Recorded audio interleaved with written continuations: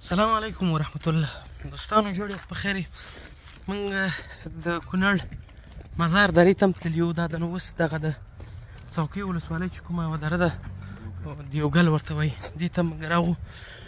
خو درې خبرو ته ډېر زیات متوجه اوسئ. یو خو دا ده چې په مزار اډه کې تقریبا په مزار دره کې تقریبا چې نو په لکونو ځوانان راټول شوي وو، په لکونو ځوانان وه، خو یو هم د کار دپاره نه و راغلی. ټولو تصویرانو دپاره راغلي وو، چکر دپاره راغلي وه. د خدای خاطر وکړئ چې مرش جوړوئ، چې مرسته نه شئ کولی، کومک نه شئ کولی، هلته خلکو سره د شهیدانو په راویستلو کې همکاري نه شئ کولی، مه ځئ هلته. رش مو جوړ کړی بې ځایه، ښه پرېمانه رش یې جوړ کړی دی. دویمه خبره دا د هغه مرستې چې تللي هلته د زخمیانو لپاره او هغه خلکو لپاره چې هغوی هلته د شهیدانو په راویستلو بوخت دي، هغه ټولې په همدې خلکو په لاره کې مصرفېږي، په لاره کې ټولې توزیع کېږي.